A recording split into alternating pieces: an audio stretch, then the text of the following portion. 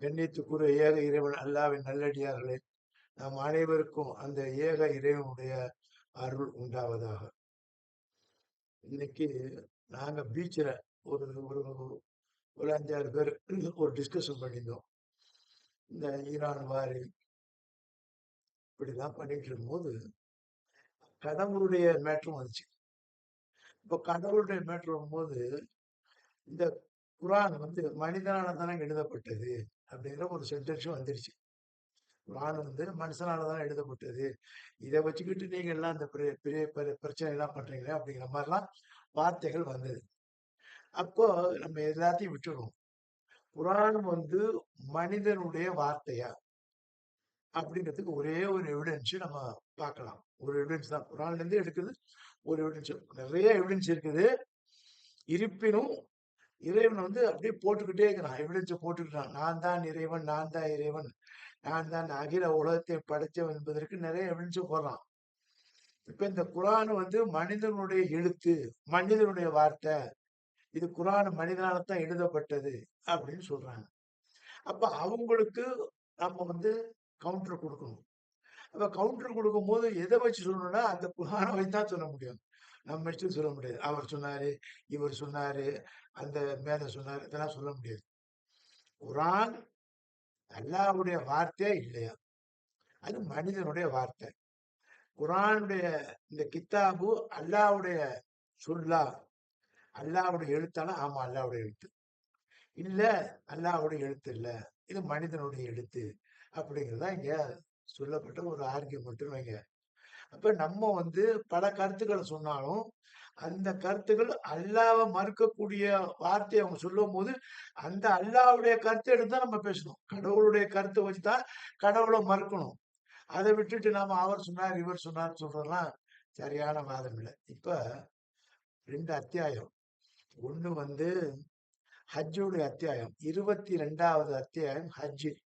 அப்ப 22வது அத்தியாயத்தினுடைய 8வது வசனம். ஹஜ்ஜுடைய அத்தியாயத்துல 8வது வசனம். அடுத்தது லுக்மான் நபி. லுக்மான் நபின்னு ஒரு இறை தூதரை பத்தி இறைவன் சொல்றான்.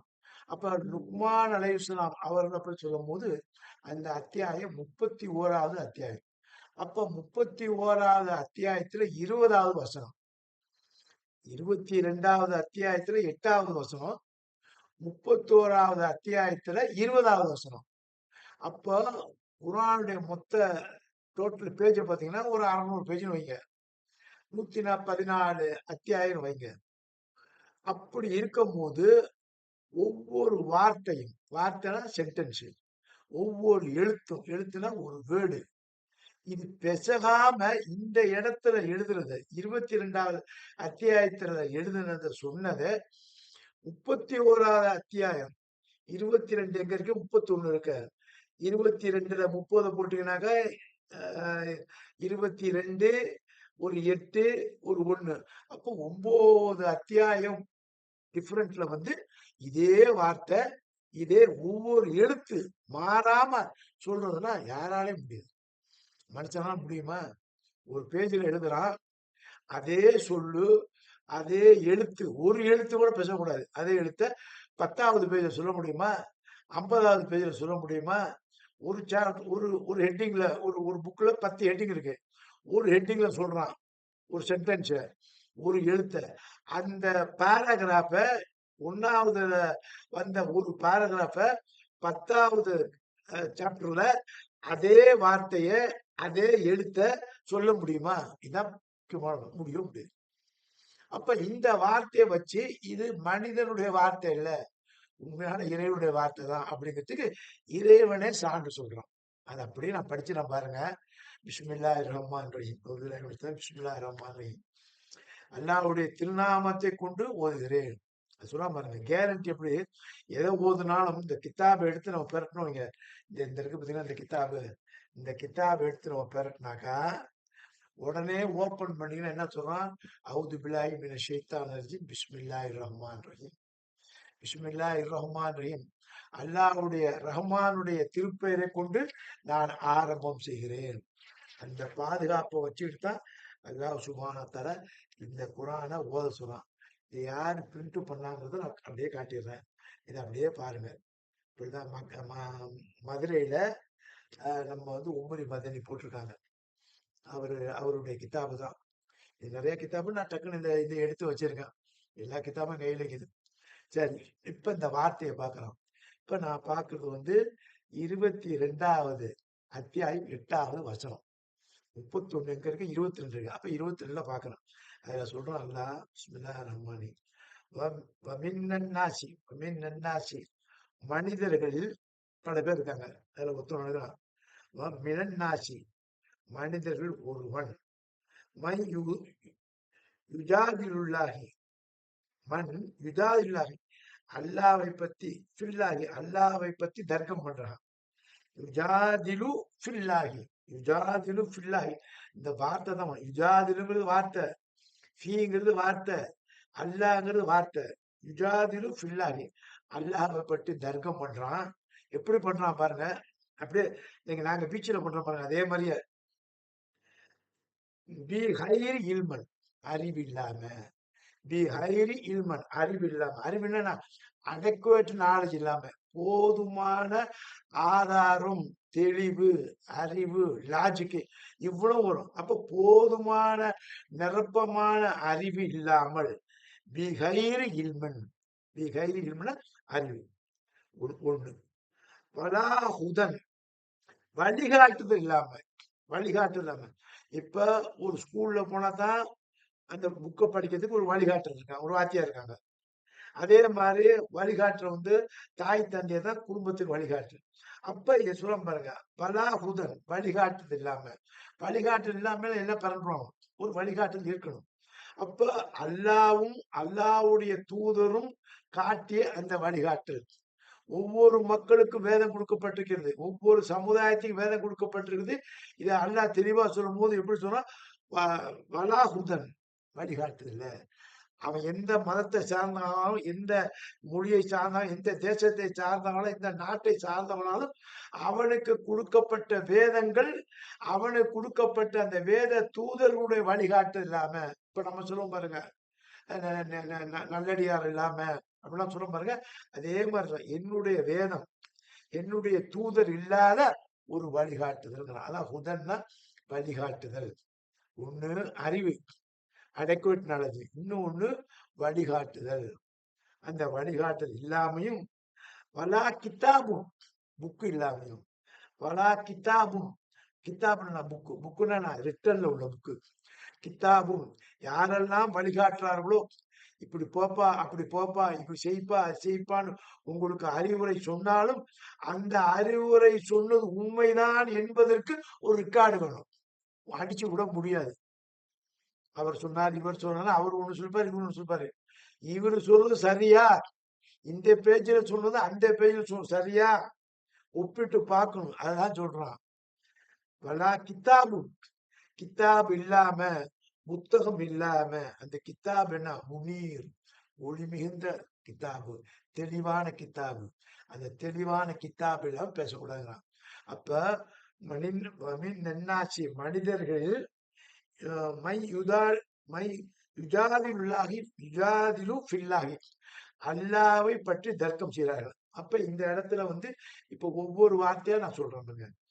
வா வந்து ஒரு எழுத்துங்க, வா வந்து ஒரு எழுத்து, மின் வந்து ஒரு வேர்டு, நாசி வந்து மனிதன் வந்து ஒரு வேர்டு, மண் வந்து ஒரு வேர்டு, யுஜாதிலு ஒரு வேர்டு, ஃபீ ஒரு வேர்டு, வார்த்தை, அல்லாஹு ஒரு வார்த்தை, பி ஹைரி பி ஹைரி வார்த்தை, இல்மு வார்த்தை, வலா ஹுதன் வார்த்தை, வலா கித்தாபு வார்த்தை, வா அத்துஃப் வா அண்டு ஒரு சொல்லு, லா லானா இல்ல, அதுவும் வந்து ஒரு சொல்லுதான், ஒரு வார்த்தை தான். வாங்கிறதும் ஒரு வார்த்தை, லாங்கிறதும் ஒரு வார்த்தை, கிதாபுங்கிறதும் இது சாரி வாங்கிறது ஒரு சொல்லு, லா என்பது ஒரு சொல்லு, ஒரு வேடு, ஒரு வேடு, கித்தாபுங்கிறது ஒரு சொல்லு. அப்ப முனீர் என்பது ஒளிமயம், தெளிவான, அது வந்து ஒரு வசனம், ஒரு ஒரு ஒரு வார்த்தை. இப்ப இவைகள் இந்த ஒரு எழுத்து வார்த்தைகள் சென்று இந்த ஒரு வசனம் ஆகுது. ஒரு வசனத்துல பல வார்த்தைகள் இருக்குது, எழுத்துக்கள் இருக்குது. ஒரு வசனத்துல ஒரு வசனத்துல 4 வார்த்தை வச்சு ஒரு வசனம். ஒரு வசனத்துல, ஒரு லைன்ல, ஒரு பேராகிராஃப்ல ஒரு எழுத்து, ஒரு வார்த்தை. அந்த வார்த்தை அப்படியே பிசகாம எங்க வரணும்? இன்னொரு இடத்துல வர முடியுமானா வரவே முடியாது. சொல்லவே முடியாது. அவன் மனுஷன் 10 நாள் ஒரு புக் எழுதுவான், ஒரு மாசம் ஒரு புக் எழுதுவான், ஒரு வருஷத்துல எழுதுவான், 3 நாள் கூட ஒரு புக் எழுதுவான். ஆனா இந்த மாதிரி எழுத முடியுமா? முடியவே முடியாது. மனசாட்சியோட நம்ம பேசணும். அப்ப இந்த இந்த நான் படிச்சு வரணும் பாருங்க. இது எந்த அத்தியாயம்னா 22வது அத்தியாயம் 8வது வசனம். அப்படியே போங்க. லுக்மான் அலைஹிஸ்ஸலாம் 31வது வசனம். 31வது அத்தியாயத்துல போனீங்கன்னா 20வது வசனம் எடுத்தீங்கன்னா வாய் இருக்கும், ஒரு சொல்லு வாய் இருக்கும், மின் இருக்குது, வார்த்தை, நாசி இருக்குது, நாசூன்னு கூட இல்லை, நாசினே இருக்குது. கவனிங்க. மண் இருக்குது, விஜாதிலு இருக்குது, ஃபீ இருக்குது, அல்லாஹும் இல்ல, அல்லாஹின்னு. இந்த ஜேரு ஜபரு ஃபேஸ்லாம் வந்து கிராமர் அடிப்படையில் சொல்றான் அல்லாஹ். அப்ப ஃபில்லாஹி அல்லாஹி. அப்புறம் பி கைரி, இந்த இல்லைங்கிற பாத்தீங்க, இல்ல வார்த்தை. இல்மு வார்த்தை. வா சொல்லு. லா லா சொல்லு. புதன் வார்த்தை. வா சொல்லு. லா ஒரு சொல்லு. கிதாபு வார்த்தை. முனீர் வார்த்தை. அப்ப வமின் நன்னாசி மை யுஜாதிலு ஃபில்லாஹி பிகைரி இல்மி வலா ஹுதன் வலா கிதாபுல் முனீர். இது ஒரு சென்டென்ஸுங்க. இது ஒரு பேராகிராஃப். இது ஒரு சென்டென்ஸ். இந்த சென்டென்ஸ்ல வார்த்தையும் எழுத்துகளும் அப்படியே டிட்டோவா வந்து 31வது அத்தியாயத்துக்கு. இப்ப நான் அந்த 8ஐயும் படிச்சு காட்டினேன், 31ஐயும் படிச்சு காட்டினேன். இந்த 2 அத்தியாயத்துல வந்து நீங்க பாத்தீங்கன்னா ஒரு வார்த்தை கூட, ஒரு எழுத்து கூட மாறாம கொண்டாடல. மனிதன் இருக்கலாம், என்னை பத்தி தர்க்கம் பண்றான், போதுமான அறிவு இல்லாம, போதுமான வழிகாட்டு இல்லாம, இறைவனுடைய கித்தாப் இல்லாம, வேதம் இல்லாம இறைவனை பற்றி தர்க்கீகம் பண்றான். அப்ப நீ தர்க்கு பண்ணு, ஆர்கியூமெண்ட் பண்ணு, கடவுளே இல்லைன்னு கூட சொல்லு, நீ எதை வேணா நெகட்டிவா கூட சொல்லு. ஆனா சொல்லும் போது தெளிவா எடுத்து பேசுகிறான், ஆதாரத்தோடு பேசு. இந்த ஆதாரத்தை நீ ஃபைனல் ஆகணும். ஆக்க முடியுமா? ஆக்க முடியாது. அப்ப இது மனிதனுடைய சொல்லானா இல்ல, இது இறைவனுடைய சொல்லுதா. அப்ப இறைவனை நாம ஏற்றுக்கொள்வோம், இறைவனை நாம வணங்கணும்னா நம்ம நம்பிக்கை பாருங்க. நம்ம நம்பிக்கை, நான் இறைவனை நம்புறேன், அந்த நம்பிக்கைக்கு ஒரு நம்பிக்கை விட்டுணும். என் நம்பிக்கை வந்து ஸ்ட்ராங்கா இருக்கணும். இப்படி இப்படி டான்ஸ் ஆடக்கூடாது. அப்ப டான்ஸ் ஆகணும், என் நம்பிக்கை சரியில்லை. ஒரு சமயம் அப்படி இருக்குமோ கடவுள், ஒரு சமயம் இப்படி இருக்குமோ, இவரு இருப்பாரோ அவரு இருப்பாரோ அப்படின்னு நம்ம வந்தாவே நம்ம குழப்பத்துல இருக்கோம், தெளிவில்லாம இருக்கோம். அப்ப தெளிவில்லாத நம்பிக்கையை தெளிவுபடுத்துற நம்பிக்கை, இதான்டா நம்பிக்கை. இவன் தான் ஸ்ட்ராங், இவன் தான் அல்ல, இவன் தான் உன் இறைவன். இப்படிப்பட்ட இறைவனை தான் நீ நம்புற. அப்ப நம்பிக்கைக்கு ஒரு அடிப்படை வந்து ஒரு நம்பிக்கை இருக்கும், ஸ்ட்ராங்கான அடிப்படை. அந்த ஸ்ட்ராங்கான அடிப்படை சொல்ற அறிவு, லாஜிக்கான அறிவு. அதே மாதிரி வழிகாட்டுதல். அந்த வழிகாட்டுல சரியா இருக்கணும். யாரு வழிகாட்டினாலும் சரியா இருக்கணும். அந்த வழிகாட்டுல என்ன, வேதம் கொடுக்கப்பட்ட மக்கள்கள் மூசாவுக்கு கொடுத்ததும், ஈசாவுக்கு கொடுத்ததும், முகமதுக்கு கொடுத்ததும் ஒரே பேட்டர்ன் தான், ஒரு இறைவனை தான் வணங்க. அப்ப மூசாவுக்கு கொடுத்ததும், நூஹ் நபி கொடுத்ததும் ஒரே இறைவனை வணங்கத்தான். அப்போ ஆரம்ப மனிதன் இறைவன் படித்த மனிதனுக்கு சொன்ன வார்த்தை லா இலாஹ இல்லல்லாஹ், இலாஹ் இல்ல, அந்த இலாஹை தவிர. அதைத்தான் முகமது பேருக்கு சொல்லுது. அப்போ ஒவ்வொரு வேளை நீங்க எடுத்தாலும், அந்த சென்டென்ஸ் எடுத்தாலும், வார்த்தையை எடுத்தாலும், அந்த பேராகிராஃப் எடுத்தாலும் அப்படியே அமையக்கூடியது எதுனாக்கா இறைவனுடைய வார்த்தை. இதான் ஒரு சாட்சியம். அப்ப இந்த சாட்சியம் நம்ம பார்க்கும்போது நம்முடைய ஈமான், நம்முடைய நம்பிக்கை வந்து பலமாகுது. அப்ப அந்த பலமாகுதுங்கிறதுக்கு எதுக்கு அர்த்தம், இறைவன் தான் வலுப்படுத்துறான். அதுதான் அந்த கித்தாப சொல்றான், மா உஞ்சில இலைக்கு இத்தபியு மா உஞ்சில இலைக்கு, உன் மீது இறக்கப்பட்டதை நீ படி, கண்டதையும் படிக்காத. அது படி வானாங்கள. சிலதுல வந்து அந்த புக்கு இந்த புக்கு நீ படிக்கிற, அந்த புக்குள்ள கருத்து வந்து இறைவனுடைய சொல்லுக்கு சில பேரு அழகாவும் வியாக்கியானம் கொடுத்துடலாம். அப்படி அழகா கரெக்டான இருந்தா நீ எடுத்துக்க.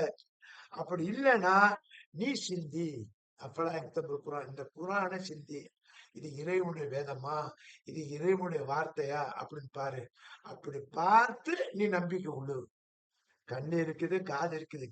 குருடனை போல வந்து விழுந்துடாத. இறைவன் சொல்றான், என்னுடைய வார்த்தை இந்த வார்த்தைடா. இதுல நீ செவிடனை போல, குருடனை போல வந்துடாத. அவர் சொன்னார், இவர் சொன்னார். அவர் சொன்னதை நான் கேட்டேன், இவர் சொன்னதை கேட்டேன், அவர் சொன்னதை நான் பார்த்தேன், அவருடைய புக்கை பார்த்தேன். இறைவனுடைய புக்கை பாரு. அப்ப இறைவனுடைய புக்கை பார்த்தீங்கன்னா ஒவ்வொரு வார்த்தையும் நீ பாரு, ஒவ்வொரு எழுத்தையும் பாரு. அந்த எழுத்து வார்த்தைகள் மாறாம இருக்குதா? அதாவது அந்த கண்டென்ட்ஸ், அந்த எண்ணங்கள் மாறாம இருக்குதா? அந்த தீர்வு மாறாம இருக்குதா? அப்படிங்கிறது தான் நீ சிந்திச்சு பாரு. அப்படி சிந்திச்சு பார்த்து இறைவனை ஏற்றுக்கங்கிறான். எவ்வளவு பெரிய வார்த்தை பாருங்க. அதாவது தான் எவிடன்ஸ் அள்ளி அள்ளி போறான். இந்த ஒரு எவிடன்ஸ் தான் இன்னைக்கு நம்ம பார்த்தோம். ஒரு எவிடன்ஸ் தான். இந்த எவிடன்ஸ் ஹஜ்ஜுடைய அத்தியாயத்துல 8வது வசனம்.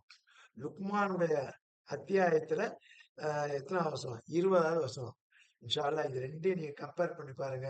இது உண்மையிலே இறைவனுடைய வார்த்தை தாண்டி நீங்க நம்புவீங்க. நம்புறது மட்டும் இல்ல, இந்த கித்தாப், இந்த வேதம் வந்து தெளிவான நம்பிக்கை ஊட்டுது. நன்றி, வசலாம்.